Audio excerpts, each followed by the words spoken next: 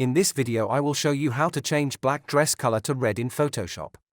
Go to Quick Selection tool. Select this area. Press Ctrl J to make a 2 copies.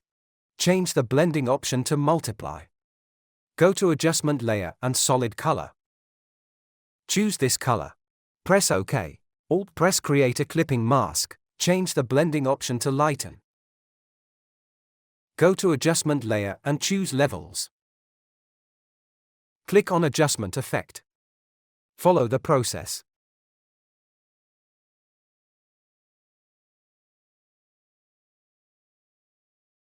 That's it. Hope you liked it. Please subscribe my YouTube channel for more tutorials.